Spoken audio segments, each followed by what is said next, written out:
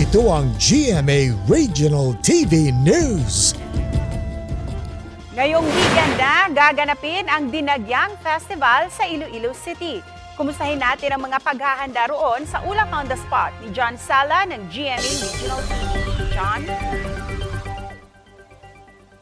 Cecil, Halabira, Iloilo, viva kay Senyor Santo Niño. Handang-handa na nga ang Iloilo City para sa Ingrande at world-class na Dinagyang Festival. Mamayang hapon isasagawa ang isa sa mga highlight events ng festival na fluvial procession.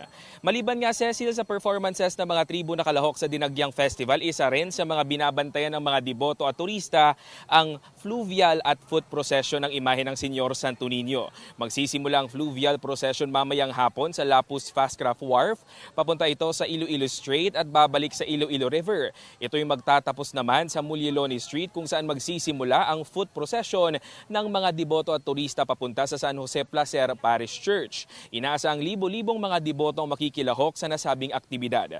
Mamayang gabi na rin ang Dinagyang Illumination. Lalahok dito ang mga contingent mula sa iba't ibang lugar gaya ng Tanglawan Festival ng San Jose del Monte, Bulacan, Pandanggitab Festival ng Oriental Mindoro, Pavurulon Afi Festival ng Tuguegarao City at Bailes de Luces ng La Castillana, Negros Occidental. Bukas ng hapon naman ang Kasadyahan sa Kabanwahanan kung saan kalahok ang siyam na mga tribo mula sa iba't ibang mga festival sa Iloilo Province. At sa linggo, January 26 ang Dinagyang Tribes Competition kung saan 8 tribo ang magpapakitang gilas. Dahil sa mga aktibidad sa Dinagyang Festival, nagpalabas ng executive order si Iloilo City Mayor Jerry Treñas na nagsususpinde ng face-to-face classes sa lahat ng antas dito sa Iloilo City ngayong araw at sa Lunes, January 27.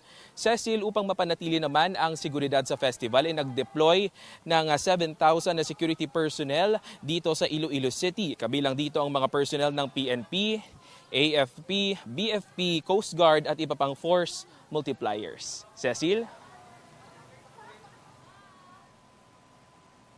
Maraming salamat, John Sala ng GMA Regional TV.